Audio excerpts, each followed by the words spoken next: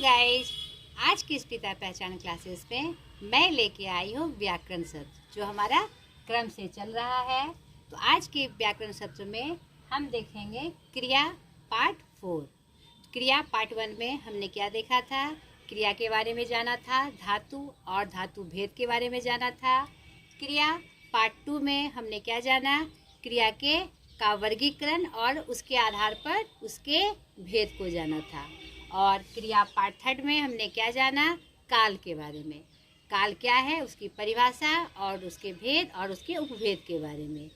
आज इस क्रिया के पार्ट 4 में हम जानेंगे वाच्य।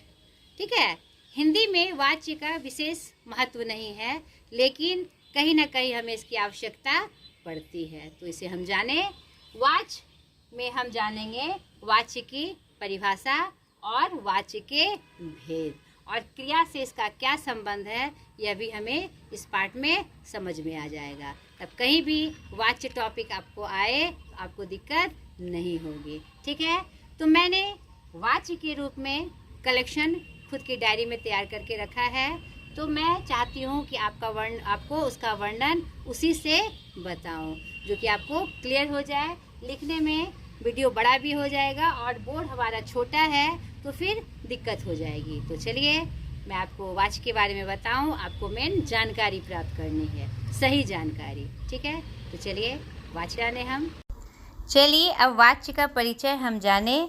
मैंने आपको बताया था कि एक क्रिया का ही एक पार्ट होता है, तो चलिए अब वाच्य की तरफ चलते हैं हम।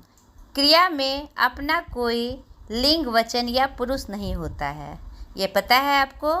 कर्ता और कर्म के अनुसार उसमें विकार आता है। विकार आता है मतलब परिवर्तन होता है, कि कर्ता के अनुसार होगा कि कर्म के अनुसार होगा।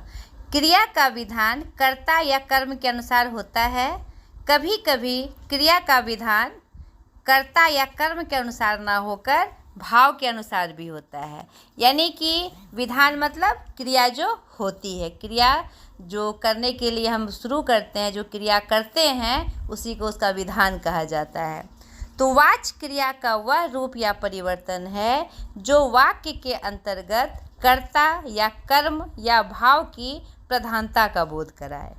ठीक है बेटा, वाच्य के द्वारा हमें यह पता चलता है कि क्रिया के लिंग, वचन और पुरुष कर्ता के अनुसार या कर्म के अनुसार या भाव के अनुसार स्वतंत्र होंगे। तो मैंने अभी जस्ट शुरुआत में आपको बताया कि वाच्य का कोई लिंग, वचन, पुरुष नहीं होता है, नहीं। और यह क्रिया का जो विधान होता है किसके अनुसार होगा? कर्म के अनुसार या कर्ता के अनुसार। तो उसी के अनुसार उसका लिंग, वचन और पुरुष भी होगा। तो यह बात आपको स्पष्ट रूप से याद रखनी है कि कोई भी क्रिया हो, अगर कर्ता के अनुसार हो रही है तो उसी के अनुसार उसका लिंग, वचन और पुरुष चलेगा, और कर्म के अनुसार हो तो उसी के अनुसार उसका लिंग, वचन, पुरुष चलेगा। ठीक है, जैसे राम रोटी खाता है, कर्ता के अनुसार। राम से रोटी खाई जा रही है, कर्म के अनुसार। सीता से चला नहीं जाता, स्वतंत्र। मुझसे बैठा नहीं जाता, भाव के अनुसार। बैठा नहीं जाता यह क्या है? हमारा भाव है। अर्थात क्रिया के जिस रूपांतर से उसके विधान का विषय ज्ञात होता है उसे हम वाच्य कहते हैं। तो परिभाषिक रूप में यह सटीक परिभाषा। इन्हीं आधारों पर हिंदी में वाच्य के 3 भेद हैं: कर्तवाच्य, कर्मवाच्य और भाववाच्य। जिसे इंग्लिश में एक्टिव वॉइस, पैसिव वॉइस और इम्पर्सनल वॉइस कहा जाता है। यानी जो वॉइस हमारे मुंह से निकल रही है, जो संवाद हमारे मुंह से निकल रही है, वह किसके अनुसार होगा?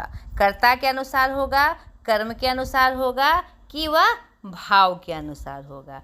ठीक है, या जो वॉइस हम बोल कर बोले या लिख कर वर्णन करें, तो वह कर्ता के अनुसार होगा या कर्म के अनुसार होगा या किसके अनुसार होगा? भाव के अनुसार होगा। तो एक एक करके अब हम तीनों की परिभाषा जाने।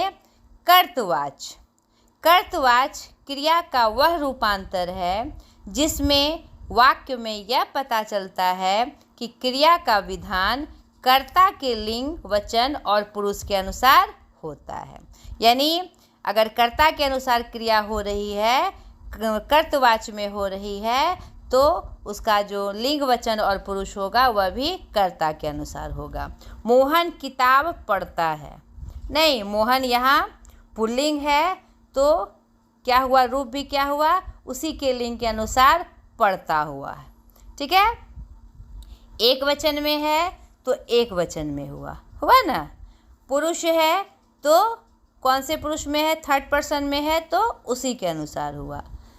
दूसरा कर्मवाच्य, कर्मवाच्य क्रिया का वह रूपांतर है जिसमें वाक्य में यह पता चलता है कि क्रिया का विधान कर्म के लिंग वचन और पुरुष के अनुसार होता है।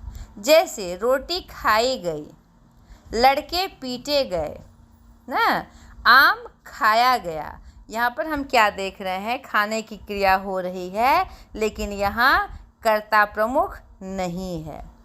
पीटे जा रहे हैं लड़के लेकिन यहाँ पर कर्ता प्रमुख नहीं है। आम खाया गया, यहाँ पर क्या है, किस पे पड़ रहा है, फल कर्म पे पड़ रहा है। नहीं, मेन इसमें क्या है, कर्म की प्रधानता है, कर्ता की प्रधानता नहीं है। तो ऐसे क्रियाएं जो होगी किस रूप में होगी, कर्मवाच्य में होगी। तीसरा भाववाच्य, भाववाच्य क्रिया का वह रूपांतर है जिससे यह पता चलता है कि क्रिया का विधान कर्ता या कर्म के लिंग वचन और पुरुष के अनुसार न होकर पुल्लिंग एक वचन और अन्य पुरुष में होता है।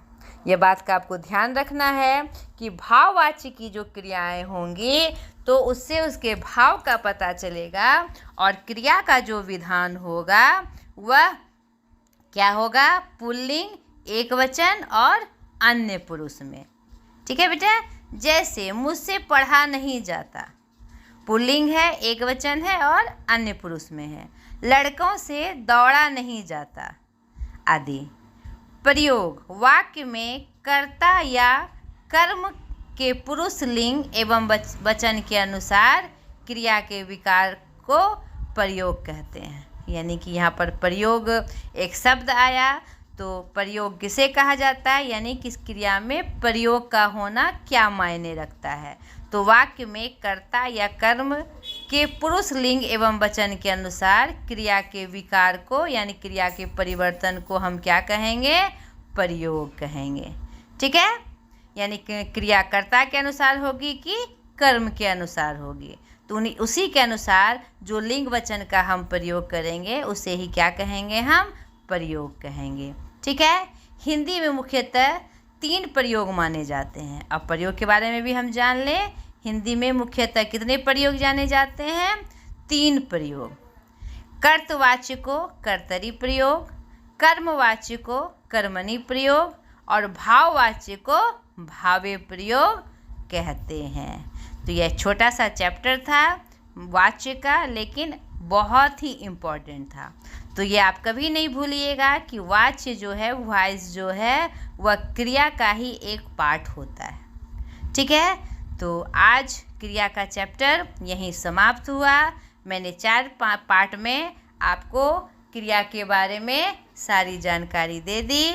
तो आप क्रिया के सारे पार्ट्स को ध्यान से पढ़ते हुए, ध्यान से वीडियो को देखते हुए एकदम कन्विंस कर जाना है। और आपको ज़रूरत पड़े तो इसको अपने नोटबुक में उतार कर भी रखना है ताकि आपको भविष्य में फिर कभी कोई दिक्कत ना आए।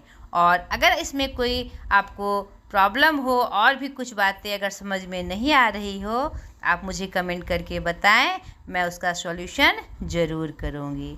तो ठीक है बेटा, आज तक के लिए इतना ही। आशा करती हूँ कि मेरा वीडियो आपको पसंद आया होगा। बाय।